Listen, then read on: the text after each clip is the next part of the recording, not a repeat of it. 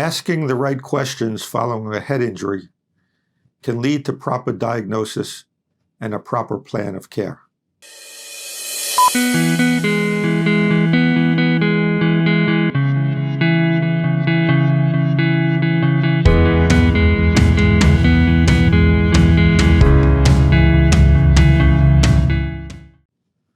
The Centers for Disease Control estimates that there are over 3.5 million Americans who will suffer a concussion each year. Many of these individuals remain undiagnosed and subject to the risk of future concussions, future brain injuries, because their original concussion or their initial concussion did not fully heal. These risks are enhanced because the proper questions weren't asked. First, understand that a concussion is a brain injury, oftentimes with long-lasting or even lifetime consequences. An individual who has sustained a concussion is more vulnerable to a second concussion if that happens before the first one is fully healed. In sports, a player who sustains a second concussion before the first concussion heals is also subject to a condition known as second impact syndrome. This has deadly or sometimes catastrophic consequences to the individual.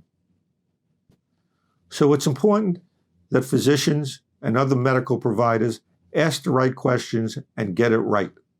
You do not need to lose consciousness in order to sustain a concussion. So asking the question, did you lose consciousness, will not lead to the important information that medical providers need to acquire. Being dazed or confused are the hallmarks of a concussion. But people don't say they are dazed or confused. They don't say they lost consciousness. So asking the question, were you dazed? Were you confused? Did you lose consciousness? Is not very helpful. People don't talk like this. So what are better ways to ask these questions to impart this important information to medical providers? It is far better to ask, what is the last thing that you remember before this incident took place? And what is the first thing that you remember after this traumatic event took place, to determine whether or not a person lost consciousness? You need to talk the language of the individual.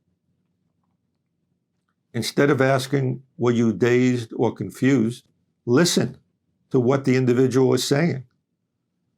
Are they saying they saw stars? Are they saying that they felt like ants were crawling up their head? Are they saying that they felt stunned or felt like they were having an out-of-body experience? Were they confused and not sure what happened or where they were? Did they immediately have a headache? Were they feeling nauseous or dizziness? Did they feel like vomiting? These are all indicia of a concussion and can assist the medical provider and lead to a proper diagnosis. As brain injury attorneys, we all need to know how to ask these important questions and how to carefully listen to our clients. Because often the diagnosis was missed in the emergency room or even in a physician's office, and it's up to us as attorneys to dig out the truth in order to substantiate our clients' claims. Studies have shown in athletes, important questions are not asked, and athletes are allowed to return to play prematurely, and proper records are not being kept of repetitive head trauma or repetitive concussions. This unfortunately allows athletes to be subject to repetitive injury and long-lasting damages. Instead of asking, were you knocked out? How about asking the athlete, did you ever have memory problems? Did you ever suffer from confusion? Did you ever receive a bump or a hit to the head? Did you ever see stars? Following a bump or a hit to the head, did you feel nauseous? Did you feel like vomiting? Did you feel pressure in your head?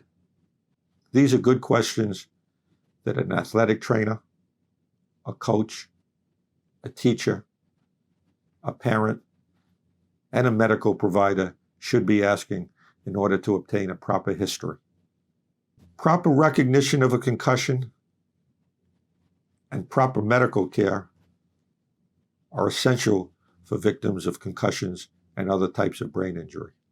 Thank you, and I look forward to speaking to you next week on another edition of the Brain Injury Insider.